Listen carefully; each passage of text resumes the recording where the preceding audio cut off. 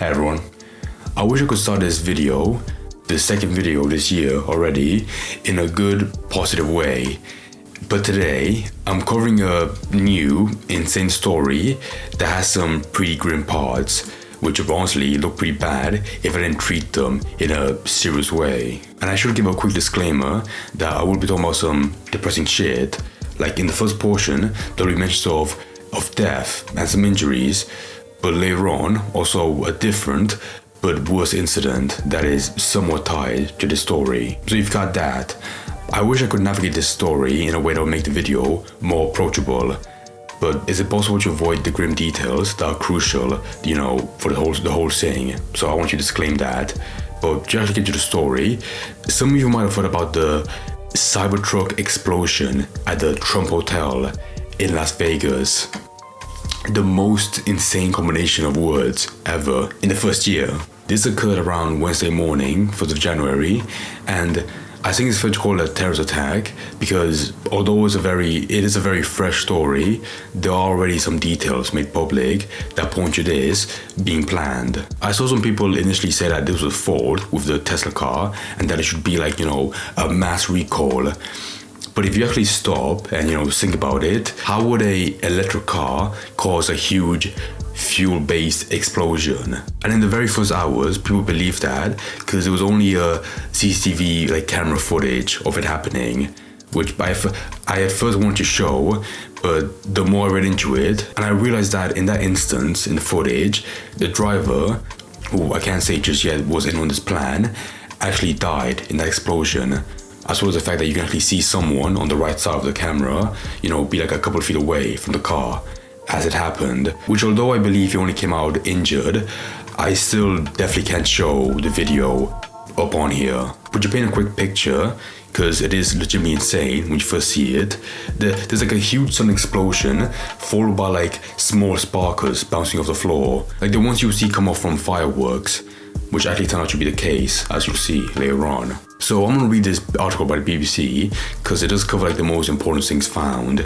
And again, disclaimer, because this opening paragraph, right off the bat, it starts with the awful shit. Just saying. Police are investigating after a Tesla Cybertruck filled with fuel canisters and firework mortars exploded outside the Trump Hotel in Las Vegas. The driver was killed and 7 people were injured, police said without naming any individuals involved. The truck was rented in Colorado and arrived in the city on Wednesday morning, less than 2 hours before the detonation, police said. Parked in the front of the hotel near a glass entrance, the vehicle started to smoke, then exploded. In an evening address, President Joe Biden said that the White House was tracking the incident and law enforcement was investigating whether there's any possible connection with the attack in New Orleans, which left 15 dead early on New Year's Day. And again, I'll cover that later on, because that story, there might be a possible connection, but this story as well, this event, it is much more fucked, but I'll save it for last. In an afternoon press conference, Sheriff Kevin McHale showed dramatic footage of the explosion and photos of the aftermath, including several fuel canisters along with large fireworks in the truck bed. The footage showed the truck parked directly in front of the entrance of the hotel. The truck sits idle for several seconds before exploding, bursts of multicolored fireworks shooting in multiple directions. Another video showed investigators using a black fire retardant tarp to put out the blaze and the charred remains of the truck bed. An array of gas and fuel canisters were left behind, along with remnants of more than a dozen firework mortars. The fire occurred around 8:40 Pacific time, just hours after a man drove a truck with an Islamic State group flag into a crowd in New Orleans. At least 15 people died and dozens were injured. Mr. McHale of the Las Vegas Police Department said that the authorities were examining whether the incident could be connected to the one in New Orleans, where improvised explosive devices were found near the scene. He said they were also investigating whether it might be linked to President-elect Donald Trump, who owns the hotel, or Elon Musk, who owns Tesla. Obviously, a Cybertruck, the Trump Hotel, there's lots of questions that we have to answer as we move forward, he said. The FBI also said the agency was looking into whether the incident might be an act of terrorism, but the authorities said they currently had not confirmed the identity of the driver who died in the vehicle. Authorities also said thus far they have found no evidence that this incident was related to ISIS. I know everybody's interested in that word and trying to see if we can say, hey, this is a terrorist attack. That's our goal, and that's what we're trying to do. The sheriff noted that both vehicles appear to be rented from Turo, an app-based car rental company. A Turo spokesperson sent a statement that the company was working with authorities in Las Vegas and New Orleans to help with the investigation. The spokesperson noted that both renters appear to not have a criminal background that would have identified them as a security threat. The authorities say they do have the name of the person who rented the vehicle, but have not officially confirmed there was a person driving the vehicle, the one that died. As you can imagine, with an explosion here on an iconic Las Vegas boulevard, we're taking all the precautions that we need to keep our community safe, he said during a news conference. Mr. McHale said that there was no longer a threat to the Las Vegas community. They added that the public should stay away from the area. The hotel was evacuated, with most of the guests moved to a different location. It is owned in part by President-elect Donald Trump's company. In a post on X, Trump's son, Eric Trump, said a reported electric vehicle fire occurred in the Porsche of I have no idea how to say that, of Trump Las Vegas. The safety and well-being of our guests and staff remain our top priority. We extend our heartfelt gratitude to Las Vegas Fire Department and local law enforcement for their swift response and professionalism, he said. Stephen Philando told the Washington Post that he had witnessed the incident from his hotel room on the 50-foot floor of the Trump Tower. He told the outlet that it was definitely an explosion and that the windows had begun to shake. So yeah, it closed on that tweet. I'll have it up on screen anyways. But that guy, he was definitely fine, because if he was up on the 50-foot floor, yeah, no danger.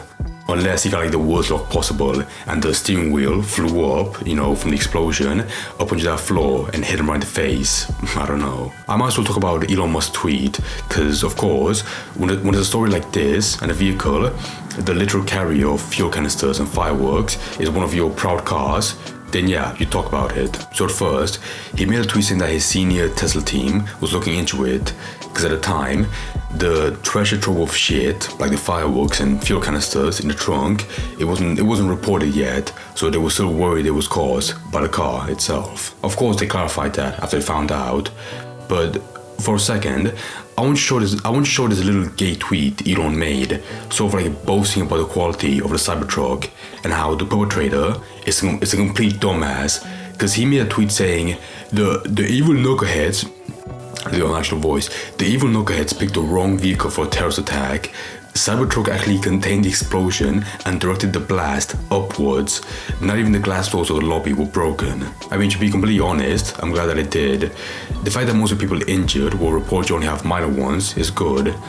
But man, something about calling the person or the group that did this, calling them evil knuckleheads, it's just fun to me, I don't know. The last thing I want to include, to make the story more clear, is that throughout like multiple articles, a different incident is brought up like as being like potentially connected to this, where it was like the incident in New Orleans that only happened a few hours prior to this explosion. And with the way it's brought up, it really feels like it's in connection, or that it was actually planned between a group of psychos.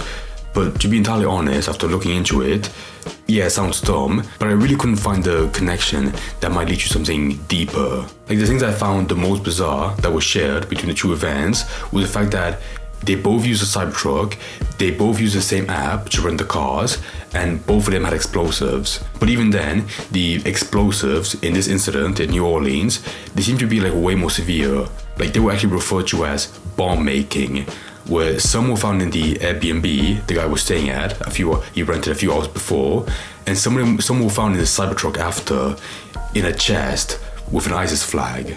But honestly, the fact that these two things happened like nearly opposite from both sides of the country, like that one in New Orleans and the one I talked about in Las Vegas, and that the CyberTruck is the only thing tying them together, then yeah, I'm skeptical on, how much of a connection could be found anymore at this point. I mean, it was reported that the identity of the person that rented the car on the app for the Las Vegas event is being kept private, as well as the person that died in the car. So potentially later it'll be found they were in contact with the guy in New Orleans. But for now, that's only a possibility at this moment. So honestly, overall, it is legitimately awful for this to be happening already so soon, in the first day of the year. But I do wish that this is one of the few horrible stories that will occur later on. So I think right now, in January, it'd be nice to have some peace and quiet, at the very least.